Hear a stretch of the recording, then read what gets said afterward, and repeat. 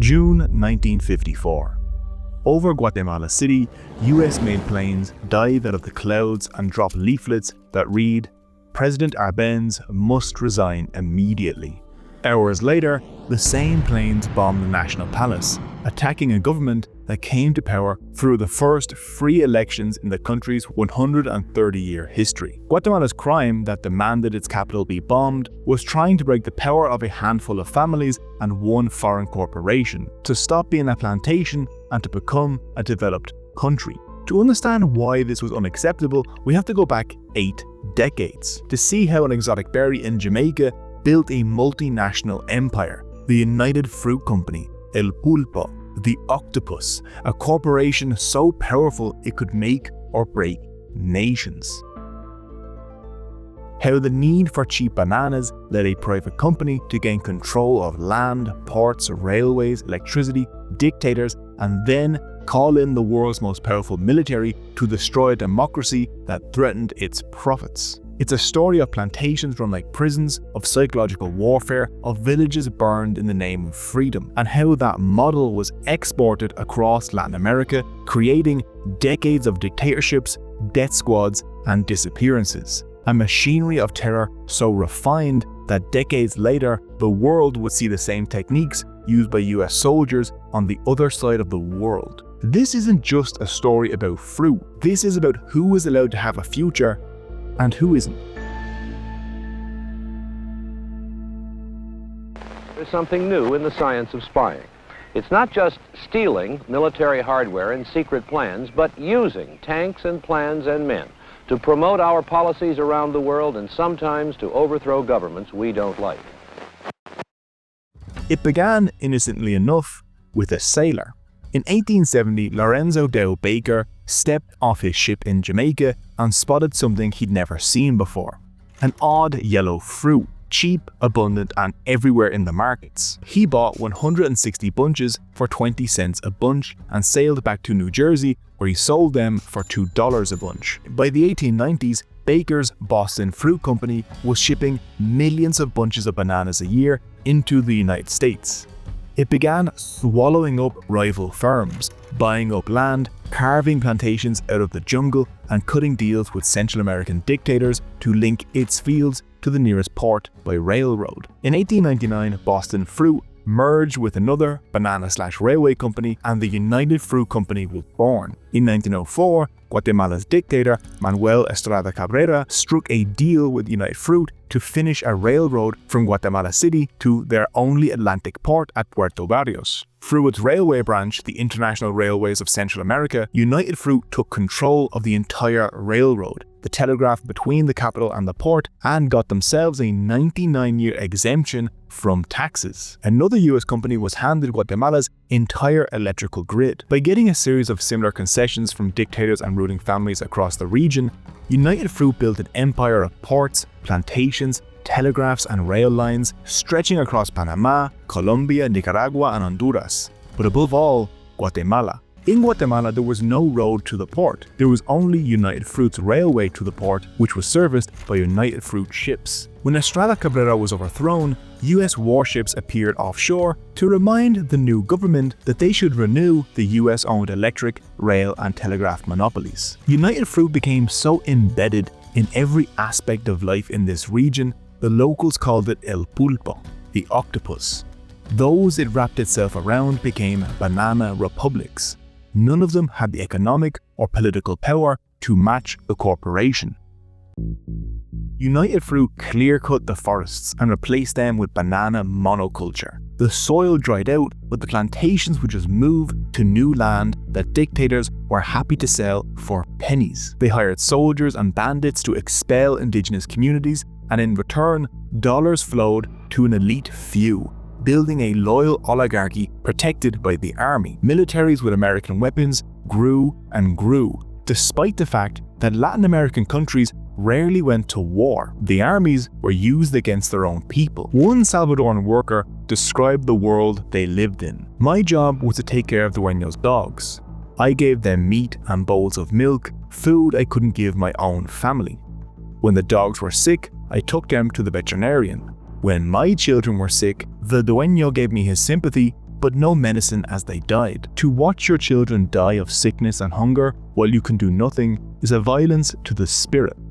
Across Central America, 1 in 7 children died before the age of 2. Of those that survived, most were malnourished in some of the richest soil on the planet. In Honduras, the banana harvest was 3 times larger than the combined harvest of corn, rice, beans, and sorghum. The region had to import staple foods, and the people living there paid high prices for them. On United Fruit plantations, workers toiled in back-breaking heat for long hours with no labor rights, harvesting bunches of bananas which could weigh up to 50 kilograms, breathing in deadly pesticides, paid irregularly if they were paid at all. Many workers were debt slaves, forced to work plantations to pay off debts that they or a family member had accrued years earlier.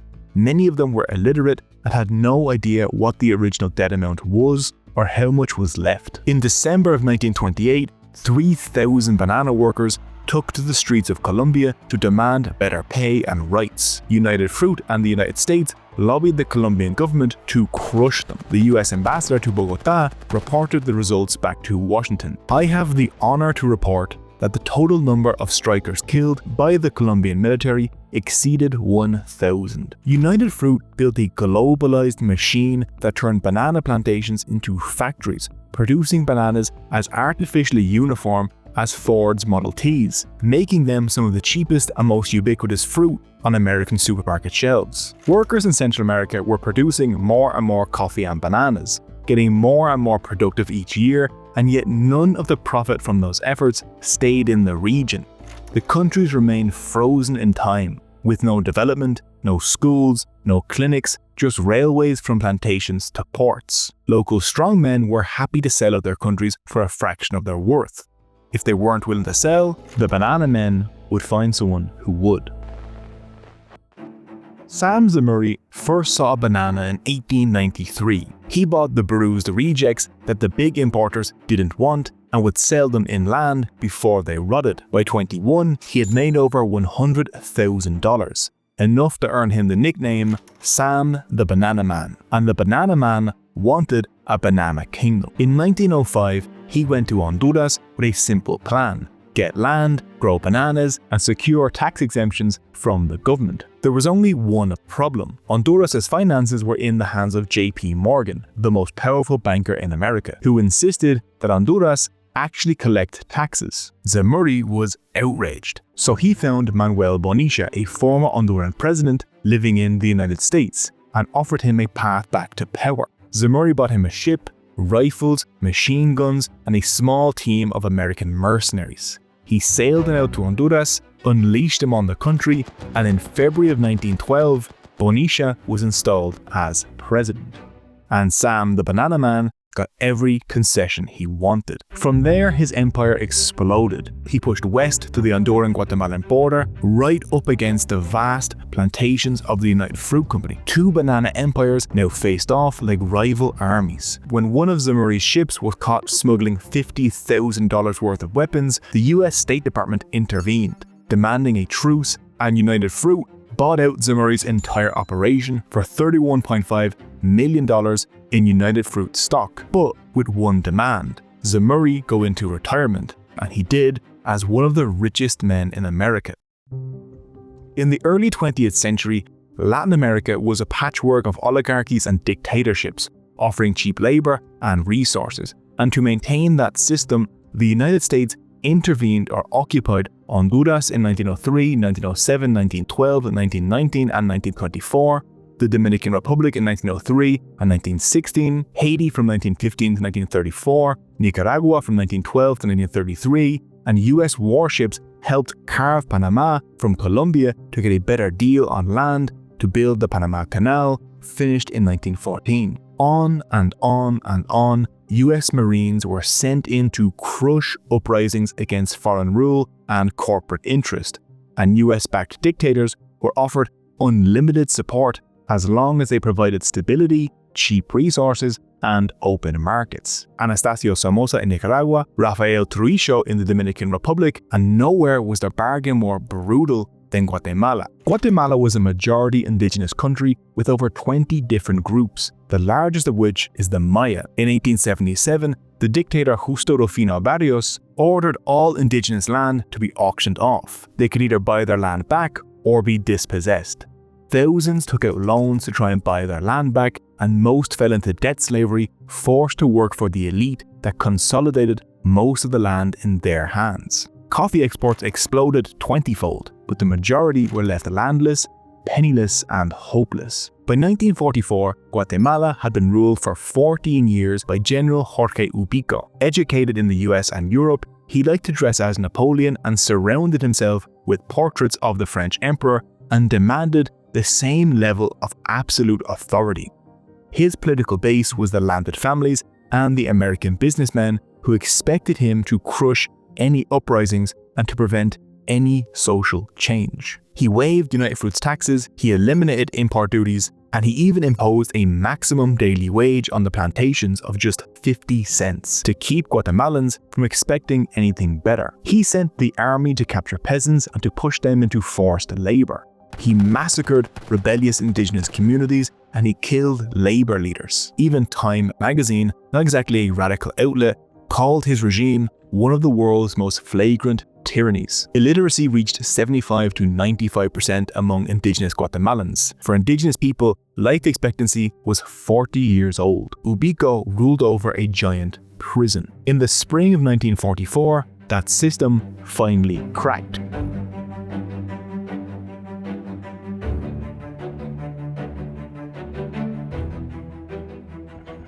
During World War II, Guatemalans heard American radio broadcasts about freedom, democracy, and the fight against fascism. Now, these weren't actually meant for Guatemalan ears, but people listened anyway. And they and people across Latin America began to ask a very simple question. Why don't we have democracy? Across the region, new movements demanded land reform, control over their resources, and the right to choose their own governments. In 1944, only 5 Latin American countries were some kind of democracy. By 1946, only 5 weren't. In Guatemala in 1944, school teachers began to demand a living wage, the first open act of defiance the country had seen in a century. By late June of 1944, tens of thousands took to the streets of Guatemala City, calling for the resignation of General Ubico. He ordered his troops to open fire. Hundreds were injured, and those that died became martyrs. But the movement refused to break. Ubico panicked and handed over power to a military junta, but the revolution didn't end. Major Francisco Javier Arana and Captain Jacobo Arbenz led a decisive battle that toppled the dictatorship in October of 1944. Ubico fled to the United States, and Arana and Arbenz immediately announced something Guatemala had never known: free elections. In December of 1944, Guatemalans voted in the first free elections in their history. Juan José Arevalo, a professor returning from exile, won in a landslide, winning more than 85% of the vote. He was now in charge of a country where the average agricultural worker earned less than $90 a year. There was no national industry and hunger was everywhere. His government banned private monopolies, they forbid press censorship, they expanded voting rights to women and the illiterate, they limited presidents to a single 6-year term, and they forced public officials to disclose their wealth. They created social security, free public education, a 40-hour work week with a guaranteed day off, they outlawed racial discrimination, and they offered for the first time basic labor rights. During Arevalo's 6 years in office, wages rose 80%. More libraries were built in those 6 years than in the previous half-century. Despite over a dozen right-wing coup attempts, Arevalo finished his term. Then in 1950, the people voted in Jacobo Arbenz, Guatemala's second democratically elected president in 130 years. In his inaugural address, Arbenz declared the goal of his revolution: to transform Guatemala from a backward nation with a predominantly feudal economy into a modern capitalist state. Guatemala's central problem was land. 2% of landowners controlled 72% of the land. Less than a quarter of land was cultivated because plantation owners like United Fruit deliberately left it unused to control supply and prices, the way OPEC manipulates oil prices today. And in case of disease, they could move plantations to the unused land. To modernize Guatemala, the country had to break the feudal land monopoly. Those working the land had to have some sort of ownership because those people would invest in the land, in the country, and lead to a growing internal market and then development. In June of 1952, Arbenz' Congress passed Decree 900, the Agrarian Reform Law. It targeted only unused land on the largest estates in the country. The government would buy the unused land at the value the owners themselves declared on their tax forms. They would then sell it to peasants at low monthly rates. Within 18 months, 100,000 families received 1.5 million acres of land. Arbenz handed over 1,700 acres of his own land. For a country that was more than 90% rural, this was a revolution. All of Latin America was watching because this was a massive economic shift and it was happening peacefully. The impact was immediate. Farmers began buying seeds and tools and equipment. Production of corn, rice and cotton, crops Guatemalans actually used, rose. Land that had been dormant for decades came to life. Two Americans visiting Guatemala at the time published a study in Foreign Affairs magazine in 1956. San Luis Jilotepeque is a municipio in the department of Jalapa. Roads and bridges have been improved so that regular, thrice-weekly bus services connected the town with the outside world. A diesel-electric light plant provided street lighting. The number of schools has gone from 4 to 12 and school enrollment has increased by more than 200%. A resident priest established for the first time in 50 years. This was the Guatemalan Revolution, a country developing itself. The largest landowner in Guatemala was the United Fruit Company. They owned 40% of all arable land, and they kept 85% of it unused. Arbenz' law paid landowners for the land they seized, but United Fruit had deliberately undervalued their land on their tax forms, claiming it was worth $1.85 million to avoid the already minuscule taxes they needed to pay. When the government compensated them at that amount, United Fruit suddenly claimed it was worth $20 million. On April 20th, 1954, Guatemala received a formal demand for $15.85 million in compensation. The letter did not come from United Fruit. It was from the US State Department. It was signed by Secretary of State John Foster Dulles, United Fruit's former lawyer who had negotiated the company's deals with General Jorge Ubico. His brother Alan Dulles ran the CIA. The US government was acting as a collections agent for the banana company. The Dulles brothers were raised staunch Calvinists, and they saw the world very much in black and white. Alan Dulles harbored a hatred of godless communism to such a degree that he spent the years after World War II recruiting Nazi war criminals to use as agents against communism. The Dulles brothers, President Eisenhower, and United Fruit began to build a narrative. Arbenz, a democratic president implementing land reform, became overnight a communist puppet, turning Guatemala into a Soviet beachhead in Washington's backyard. The Soviet Union and Guatemala had no diplomatic relations. Neither Arevalo or Arbenz appointed a single communist minister, nor was Arbenz repressive in any way. American reporters noted that anti-government newspapers attacked Arbenz daily with no consequences. But Arbenz refused American demands to jail or expel communists because he said that they were Guatemalan citizens with rights. Inside the Eisenhower administration, officials privately admitted that Decree 900 gave peasants a long overdue measure of reform. But the US State Department worried that the example of Guatemala was in itself infectious and might inspire the backwards peoples of the hemisphere. If people across the region learned that they could improve their own living standards using their own resources, American profits would take a massive hit. In 1933, United Fruit's empire was rotting. Their stock collapsed by 90% after the 1929 market crash.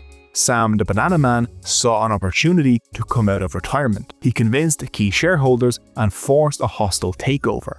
The Banana Man was now in charge of a company with a reputation stained by decades of coups and massacres and exploitation across Latin America. So for an annual fee of over $1 million, he hired the man who literally wrote the book on propaganda, Sigmund Freud's nephew, Edward Bernays, the man that convinced Americans that bacon and eggs were breakfast and that convinced women to smoke by advertising cigarettes as feminist torches of freedom. By 1951, just months after Arbenz took office, Zamuri ordered Bernays to launch a media assault on Guatemala. Bernays went straight to Arthur Hayes Sulzberger, publisher of the New York Times, and told him that Guatemala was crawling with communists. The Times began printing story after story about a communist takeover in Guatemala. The editorial board itself wrote about the Guatemalan cancer.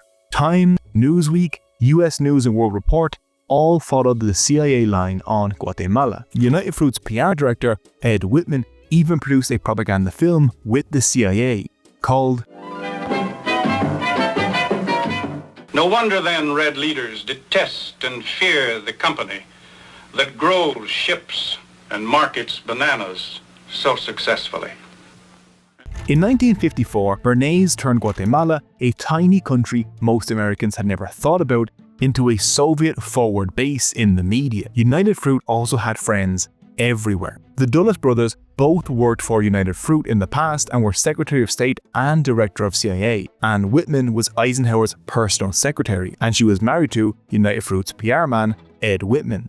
Walter Beadle Smith, Eisenhower's former CIA director, sat on the board of the United Fruit Company. But apparently Guatemala was the Banana Republic. The Dulles brothers and President Eisenhower authorized a covert operation to destroy Guatemalan democracy. They called it Operation PBSuccess. The CIA needed a frontman, someone obedient, ambitious, and ruthless. They chose a Guatemalan exile, Colonel Carlos Castillo Armas. He was exactly what they were looking for. He had no ideology beyond anti-communism. He was trained at Fort Leavenworth in Washington, D.C., and he had the backing of Nicaraguan dictator Anastasio Somoza. Castillo Armas was flown to Florida for a meeting with the heads of the CIA. The CIA promised him $3 million in funding, and that United Fruit would sneak in weapons on their railways. A mercenary army was assembled in Honduras and Nicaragua, and CIA officers trained them, armed them, and aimed them at Guatemala. The United States also provided a psychological warfare unit as part of a PSYOPs campaign called Operation Shearwood. Suddenly, a mysterious radio station appeared on Guatemalan airwaves, the voice of liberation. Atención Guatemala, atención guatemaltecos, Radio Liberación en 6.360 kilociclos onda corta les habla, y desde algún lugar secreto de la República. Y demostramos palpablemente el crimen de la dominación comunista. It claimed to broadcast from deep in the jungles of Guatemala. The radio station was based in Miami, and it broadcast fake news of uprisings, army mutinies, communist atrocities, and that Arbenz had a desire to overthrow the military and church and bring in a communist dictatorship. They also sent Guatemalan leaders coffins, nooses, and bombs to intimidate them. The idea was to make Guatemalans feel that there were threats everywhere, that the walls were closing in, to cause confusion and fear. CIA officer Howard Hunt later described the goal. What we wanted to do was have a terror campaign to terrify Arbenz, particularly terrify his troops, much as the German Stuka bombers terrified the population of Holland, Belgium, and Poland at the onset of World War II. The American press framed the coming coup as a heroic crusade, a handful of liberators battling a red menace. No one in the media asked where the rebels got their planes or their weapons or who was funding Voice of Liberation, and almost no one reported that living standards in Guatemala were rising, that democracy there was functioning. On the 18th of June 1954, from secret camps in Honduras and Nicaragua, Castillo Armas led his CIA proxy army across the border. It didn't go well.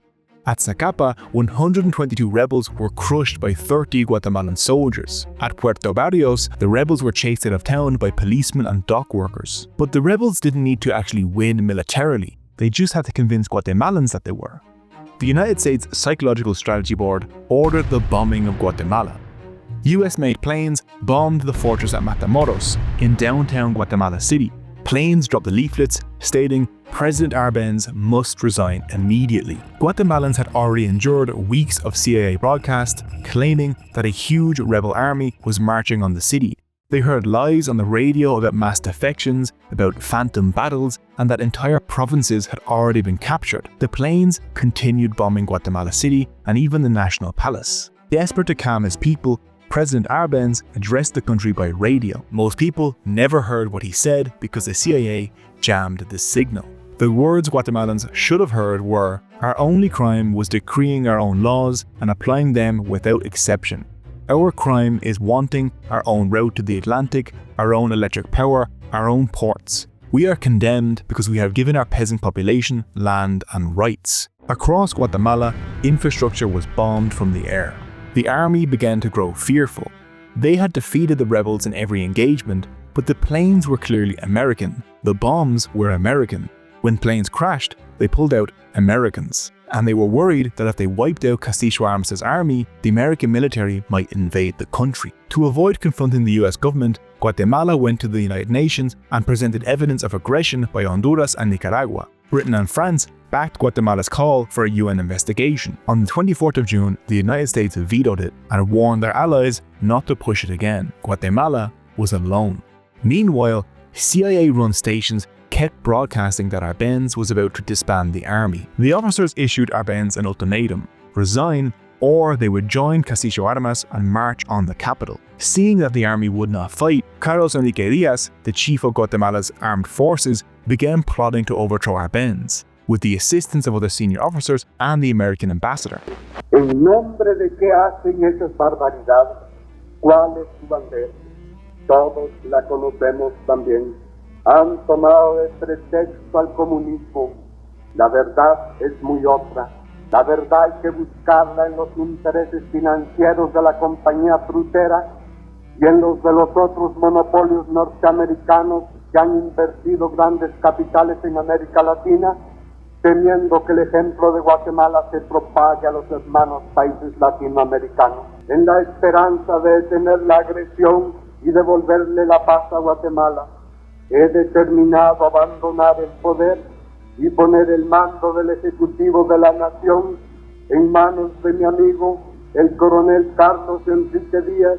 10 años de lucha, de lágrimas, de sacrificios y de conquistas democráticas son muchos años como para contradecir a la historia. No me han acorralado los argumentos del enemigo, sino los medios materiales con que cuentan para la destrucción de Guatemala. Yo os hablé siempre de que lucharíamos costase lo que costase, pero ese costo desde luego no incluía la destrucción de nuestro país ni la entrega de nuestras riquezas al extranjero. ¡Viva la Revolución de Octubre! ¡Viva Guatemala! Arbenz agreed to step down on one condition. Power would pass to Colonel Diaz, who promised never to negotiate with Castillo Armas, and that he would continue the democratic movement. On the 27th of June 1954, President Arbenz stepped down. The US ambassador immediately went to Colonel Diaz with a list of names of people he wanted shot within the next 24 hours because they're communists. Diaz refused. The American ambassador sent a message back to the PBSuccess Center in Florida. We have been double-crossed. Bomb. At 3 o'clock in the afternoon, the planes returned and bombed Fort Matamoros and the government radio station, and Diaz stepped down. By early July, Castillo Armas, Washington's chosen man, was president of Guatemala. This is the first time in the history of the world that the communist government has been overthrown by the people. And we are sure that under your leadership, that Guatemala is going to enter a new era in which there will be prosperity for the people, together with liberty for the people. Peace comes to Guatemala. For the first time in 10 years, the people of Guatemala are breathing the sweet air of liberty. Thousands of communists and fellow travelers are rounded up in makeshift prisons. Across the countryside, soldiers rounded up thousands of peasants who had received land under Arbenz's land reform. Many were tortured, others shot. At Finca Jocotan, the birthplace of Guatemala's first union, more than 1,000 United Fruit workers were executed shortly after the coup. Within 2 months, United Fruit signed a pact with Castillo Armas. For United Fruit, it's business as usual, as all company land seized by the communists is returned. Castillo Armas began to dismantle the Guatemalan Revolution. He stripped voting rights from 3/4 of the population. He outlawed every political party, every union, every peasant organization. He brought back Ubico's secret police to oversee his police state. Subversive writings were banned. His men burned Les Miserables, Dostoevsky, even the novels of Miguel Ángel Asturias, Guatemala's Nobel laureate, guilty of criticizing United Fruit. Alan Dulles helped Castillo Armas create the National Committee of Defense Against Communism to arrest, torture and imprison anyone without trial. It would go after 70,000 Guatemalans. When the prisons overflowed with political prisoners, Castillo Armas built concentration camps. 4 decades later, in 1997, the CIA released a sliver of its archive, 1,400 pages from an estimated 100,000 pages on the coup in Guatemala. One of the documents released was called A Study of Assassination, a how-to manual for murder, written for the operatives of Operation PBSuccess. Another declassified memo was Guatemalan communist personnel to be disposed of during military operations. As early as January 1952, CIA headquarters began compiling lists of Guatemalans to eliminate immediately in the event of a successful anti-communist coup. The lists contain names of people to murder. On the declassified files, every single name was redacted. To this day, we don't know who they were or whether they survived. Castillo Armas depended on his military and US money to stay in power. Arbenz had built up $42 million in foreign reserves by 1954. By 1955, Castillo Armas had drained it down to nearly zero. In April of 1955, the United States handed Castillo Armas a $53 million bailout. Millions more would follow to prop up this dictatorship. 3 years after seizing power, Castillo Armas was assassinated. The president, aged 42, was shot by a palace guard said to be a communist agent. The former Vice President Luis Gonzalez Lopez has taken over and pledged himself to continue the dead leader's anti-communist policies. The years of democracy under Arevalo and Arbenz are known in Guatemala as the 10 years of spring. The coup started 4 decades of winter. Guatemala devolved into a right-wing military state. To oppose the regime, an insurgency developed. The government responded with a war against its own people. Se irá a fusilar a quien esté en contra de la ley.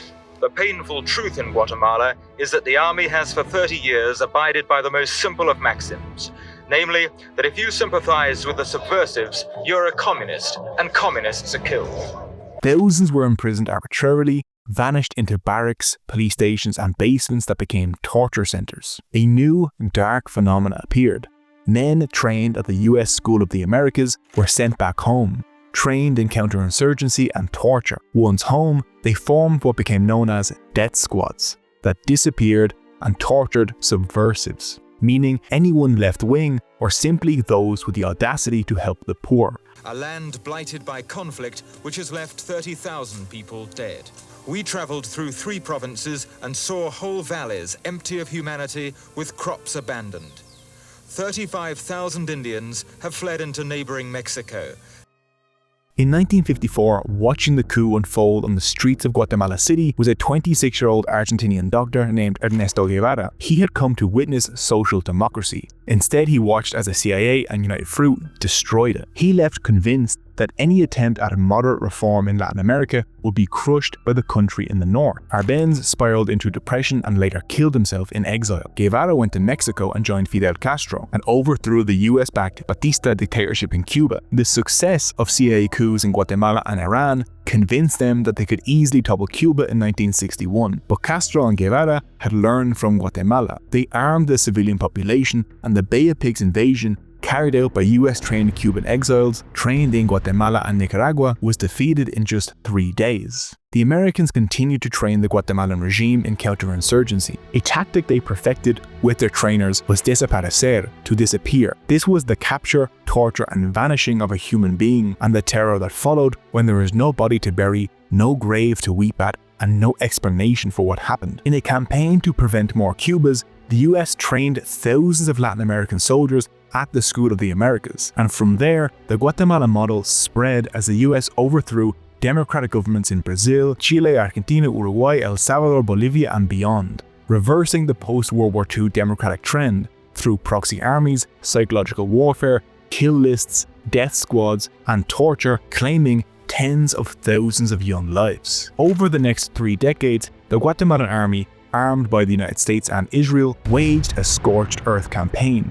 Entire villages burned to the ground. Hundreds of thousands of peasants and indigenous people were displaced. Many of them flooded into slums surrounding Guatemala City. The worst of the violence came under General Rios Montt, who carried out genocide against the Maya. Ronald Reagan continued to arm and defend him, saying that the media was giving him a bum rap and that he was totally committed to democracy. The torture methods Guatemalan officers have learned from their CIA advisors, the submarino or waterboarding, stress positions, the capucha hood, electric shocks, barely registered in the world's media when they were being used on Guatemalans. It wasn't until photographs leaked from the US torture center at Abu Ghraib, the same poses, the same methods, but with different victims, that they finally exploded across international headlines. Today, United Fruit is known as Chiquita. In 2024, the company was found to have armed and funded the far-right AUC death squad in Colombia, responsible for decades of massacres, disappearances and terror. 36 years of civil war ended in Guatemala in 1996. By then, more than 200,000 Guatemalans were dead, 1 million more were displaced, and countless were tortured. All of this, the vanished villages, the mass graves, the silenced generations, flowed from decisions made in Washington and Boston, because Guatemala tried to build a future based on schools instead of secret police, development instead of debt slavery, and democracy instead of dictatorship. For that ambition, its people paid with generations of blood, and the country to the north called it success.